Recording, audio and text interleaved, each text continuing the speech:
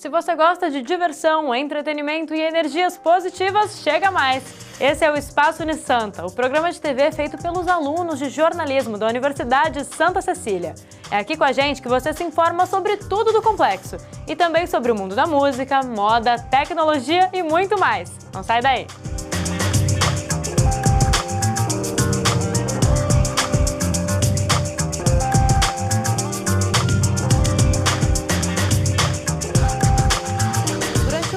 Os alunos de comunicação tiveram palestras sobre diferentes temas. Os convidados compartilharam com os estudantes experiências profissionais, além de mostrar possíveis atuações no mercado de trabalho. O começo da noite foi marcado por surpresa. As alunas Vitória e Alexia, vencedoras do prêmio TV Tribuna de Publicidade, foram homenageadas. A surpresa foi bem legal, está mostrando que a gente é reconhecida. Foi um prêmio legal, foi bom ter trabalhado nele. A gente não sabia, foi uma coisa bem, né? Foi realmente uma surpresa, a gente não esperava. Em seguida, Márcio Oliveira, presidente da agência Liu Lara, TBWA, conversou com os futuros publicitários. Com os olhos atentos, lápis e caneta em mãos, os estudantes anotavam as dicas dadas pelo palestrante. Segundo ele, o publicitário deve entender o que está acontecendo no mundo para realizar um bom trabalho. Márcio mostrou como grandes marcas como Apple, Netflix, Uber e Airbnb pensam de uma forma avançada. Essa boneca, ela é o hardware, ela não é o software. Ela é o iPhone da loja. O que eles vendem de verdade são os aplicativos. As coisas que essa boneca pode fazer. O publicitário, que já foi reconhecido com diferentes prêmios, acredita que a paixão pela profissão é um dos fatores que o fizeram ter sucesso na carreira. Precisa ser curioso, você precisa ter vontade de aprender sempre. Você precisa fuçar em tudo o que está acontecendo, ouvir o consumidor, ir para a rua, saber o que está acontecendo. Se você tiver esse espírito, você tem grande chance de estar à frente do seu tempo. Ao final, o palestrante tirou uma selfie com os alunos. 5, 4, 3, 2, vai!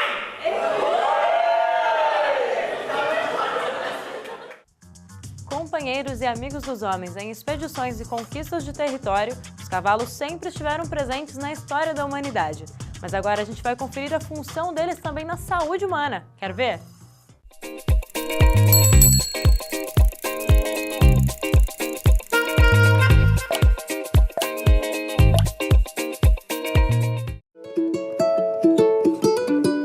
Sabia que o simples vínculo de um ser humano com um cavalo é saudável?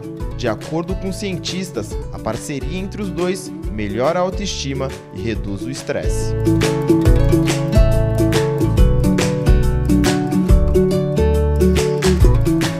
Um simples passeio num dia ensolarado já é positivo. A luz solar é rica em vitamina D, fortalecedora dos ossos e dentes. A cavalgada também trabalha a criatividade. Muitas vezes, os cavalheiros precisam encontrar maneiras de driblar os obstáculos nos percursos.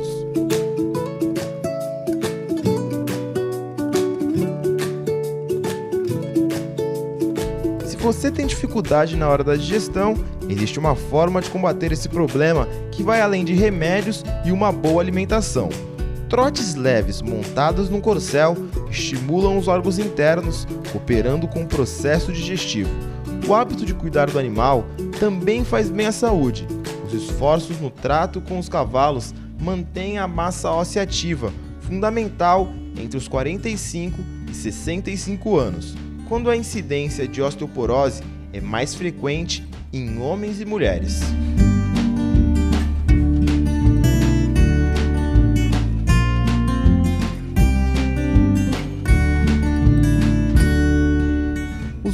Do corpo inteiro são exercitados durante a cavalgada. As atividades equestres ajudam a corrigir a postura também. Você tem no cavalo em si uma solicitação muscular para manutenção de postura, musculatura abdominal, musculatura do tronco, ou seja, uma melhora em termos de tonificação muscular pela manutenção postural em cima do cavalo. Uma pesquisa do IBGE aponta que 6,2% da população brasileira tem algum tipo de deficiência. Problemas que cada vez mais são tratados com a ecoterapia, um trabalho que é feito em várias cidades do Brasil e que surgiu na Noruega na década de 60. Então a gente utiliza para pessoas que têm debilidade, deficiência nesses aspectos musculares, nesses aspectos cognitivos, aspectos de equilíbrio, como terapêutica. Hoje a gente tem a ecoterapia, que é um tratamento com a utilização do cavalo, normalmente para jovens, adolescentes, crianças que têm disfunções musculares, disfunções de equilíbrio, e é feito esse trabalho com o cavalo com muito boa resposta.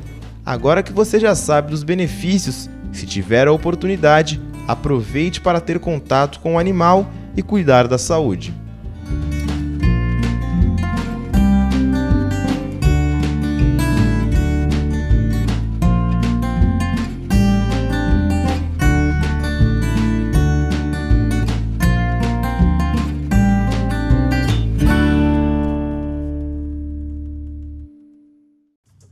Ela é psicóloga e arte-educadora. Em parceria com Renato de Renzo, coordena o projeto Tantan, que há 25 anos promove a inclusão social na Baixada Santista.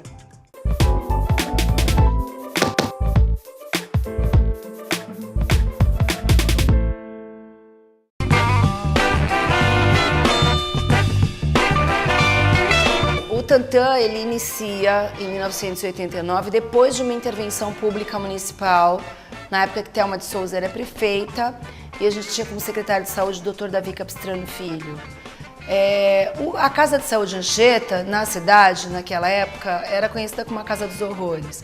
Então você imagina um espaço onde cabiam 200 pessoas e tinham 500, 600 pessoas, mas em condições subhumanas. As pessoas apanhavam, tomavam o famoso eletrochoque punitivo, o sossega-leão, que é um coquetel de drogas que deixa a pessoa num estado de catatonia e de confusão. E aí culminou com denúncias que já haviam tido em outras épocas de mortes dentro daquele local. Então, por uma questão básica de direitos humanos, há uma intervenção pública naquele local. E aí, o mínimo necessário é oferecido para aquelas pessoas. Então, hora para comer, prato, talher, chuveiro, cama, veja. Estou falando de coisas básicas, né? E então, conta a história que numa reunião da equipe técnica, o que eles perceberam era que o básico existia então agora, mas aquelas pessoas continuavam, vamos dizer, cinzas, sem desejo de viver, porque assim, muito machucadas, muitas foram devolvidas para suas casas, mas assim, enfim. E aí eles falaram, pô, teatro seria uma forma legal de expressão. E aí dizem que começou uma discussão naquele grupo de técnicos, de médicos, tipo, como? Mas quem seria o louco que ia querer assumir dar teatro para louco? E uma doutora disse que falou, eu conheço um cara, e era o Renato de Renzo. Foi feito contato com o Renato estava vivendo em São Paulo à época, trabalhando com o Zé Celso Martinez Correia e com Antunes Filho, com teatro, e ele fazia já um teatro com periferia, com presos de cadeiões, etc. Isso é um perfil de Renzo, né? E ele acabou entrando dentro do Anchieta, encontrou o Ticanori, que era o psiquiatra interventor, e ele perguntou para o Renato se ele tinha trazido um projeto. Ele falou, não, eu não trouxe, porque eu nem acredito nisso, eu vou trabalhar com gente. Eu tenho que construir o projeto com essas pessoas. E aí o interventor falou, eu acredito nisso, e Renato vem e aí faz essa revolução, que eu acho que é uma revolução que acontece até hoje, que é de paixão, sem ser de paixonite, né?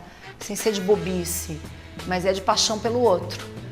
Então nasce ali todo esse envolvimento do Renato com essas pessoas. Eu acho que naquela época, quando o Renato começa a colocar esses usuários na rua, pintando painéis grafitados na rua, colocando essas pessoas para exporem os seus trabalhos de artes plásticas, na época tinha bastante essa questão, eu acho que ele já estava fazendo um trabalho de inclusão sem que a palavra fosse utilizada naquela época, você está falando de 1989, 1990, e sem a palavra estar tão na moda, né? Mal utilizada e mal praticada.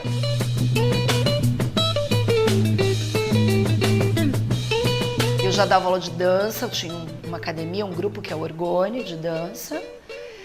E eu me formei na faculdade de psicologia, acabei indo para um estágio. Na minha época, a gente tinha clínica externa. E eu não tinha horário para fazer clínica externa em nenhum lugar. Porque eu estudava de manhã, ia para academia à tarde para dar aula e saía 10 da noite. Acabou que eu consegui um estágio em obstetrícia na antiga maternidade Cid Pérez, na lateral ali do supermercado, na Conselheiro Nébias, onde hoje funciona o Frei Galvão, se eu não estou maluca. E eu fui fazer um trabalho com mulheres em pré-parto, mulheres em estado de pré-parto para o SUS, mulheres que não sabiam nem como aqueles filhos iam nascer. Tinha mulher que achava que a barriga explodia, que o filho não sabia nem como tinha ficado grávida. E foi bem legal, porque eu já vinha com uma tendência numa conduta na psicologia que é reichiana, que é em cima de terapias corporais, da relação com a respiração, por causa de todo o meu trabalho com a dança. Então eu comecei a fazer um trabalho com aquela mulherada de respiração e era muito legal. Acabei fazendo um TCC, que na minha época não era obrigatório, só fazia quem queria. E eu fiz um álbum informativo para mulheres, para saber desde como é que o corpo é por dentro, até como menstrua, como ovula, como engravida, tipos de parto, prós e contras dos partos, blá blá blá. E o meu orientador falou: Cláudia, isso aqui é quase um mestrado, você tem que mostrar para alguém. Ia abrir aqui na esquina do Guilherme Álvaro, do Canal 4, onde foi um NAPS até bem pouco tempo atrás, e ali ia abrir a primeira casa da gestante de Santos. Isso foi extinto. E eu falei: pô, eu vou me formar, não vou ter o que fazer de manhã. Vou ser voluntária nesse negócio aí, gostei de fazer isso. E daí eu peguei esse meu TCC e fui levar para o Dr. Davi Capistrano, que era o secretário de saúde, para mostrar. Meu professor falou que era bacana. E o Dr. Davi olhava assim aquele negócio, só quem teve a honra de conhecer sabe. E ele fazia trrr, eu falava: meu Deus, esse homem tá odiando meu Deus, mano. Você já trabalha? Eu falei: eu trabalho com dança, né? O senhor pode achar que não tem nada a ver com a psicologia, mas para mim cabeça não separa do corpo. Ele ligou para a Anchieta. Tinha tido já a intervenção, percebe? E mandou chamar o de Renzo. E aí ele falou que tinha uma moça que era bailarina, enfim. E eu fui conversar com o Renato dentro da Anchieta. E foi uma loucura. Passei super mal nesse dia, de nervoso. Eu lembro que, você vê, isso ficou muito forte pra mim, é assim que é no Tantã até hoje. Eu lembro que eu entrei, o Tantã ainda funcionava dentro da Anchieta. E eu tava esperando o quê? Um lugar cinza, horroroso, com as pessoas, né? Bem o mito do que é por aí. E aí tudo pintado, tudo colorido. Tinham salas que não tinham portas e as pessoas fazendo escultura, pintura. E qual era a loucura? Eu não sabia quem era técnico e quem era paciente. Eu fiquei tão nervosa, tão nervosa, tão nervosa, que quando o Renato chegou, eu passei mal, fui no banheiro, vomitei, foi uma tragédia, né? E aí Renato me perguntou se o meu título de psicóloga era mais importante que o meu título de bailarina. E eu falei que não, que pra mim esses dois títulos eram importantes. E ele falou: eu quero sua dança. E aí eu fui contratada, meu primeiro registro em carteira de trabalho, é educadora de dança na Casa de Saúde Anchieta, pensa. E assim eu fiz meu mestrado, meu doutorado, tudo.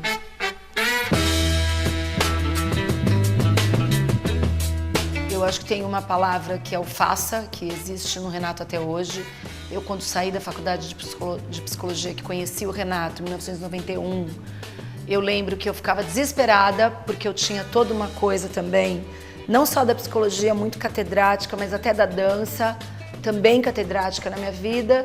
E aí eu ficava sem saber o que fazer e o Renato dizia: faça. Eu acho que essa palavra é uma palavra muito legal quando você aposta no outro. Ela é desafiadora, porque ela faz com que você desça do púlpito ou desça do pedestal. Você precisa botar o pé no chão. Existe a técnica, obviamente, daquilo que você estudou, mas existe uma questão de relação humana. Você está lidando com o outro. E qual é a sua aposta no outro? Então eu acho que o Tantã, ele tem uma característica muito forte de humanização, né? De que forma que você lida com o outro, de que forma que você lida com a diferença. Acho que o principal foco da Tantã é uma coisa que está até na moda hoje, que é a acessibilidade atitudinal. Ou seja, é aquilo que de alguma forma não está previsto em lei, não é palpável. Não é quantas vagas de emprego você oferece para o deficiente, e não é se você tem rampa ou não, ou se você tem o sinaleiro com barulho para o cego, ou etc. É que atitude que você tem com relação a uma sociedade inclusiva. Então, qual é a tua atitude quando você vai lidar com o dito diferente? como é que você se posiciona? Você é o bom? Você é o lá e o cara é o coitadinho? Ou você procura, eu não estou falando também, sem discursos de, somos todos, ai meu Deus, é todo mundo igual, não, não, não. Cada um tem sua potência. A gente pode unir as nossas habilidades e fazer um trabalho bacana, sem eu achar que eu posso fazer por você ou você por mim. Não é isso. Mas isso dá muito trabalho. É muito mais fácil, como na alfabetização. Você diz que é assim.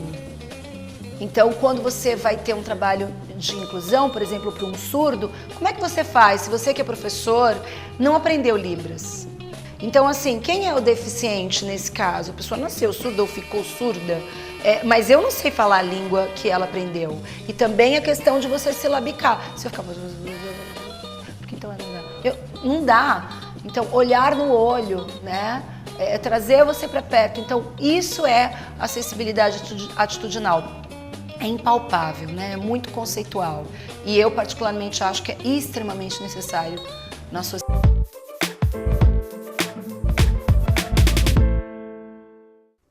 E o Espaço Unisanta de hoje vai chegando ao fim. Mas você pode continuar com a gente no YouTube, no Facebook e no Instagram. E amanhã a gente volta às 1h05 da tarde com mais novidades aqui na Santa Cecília TV. Tchau!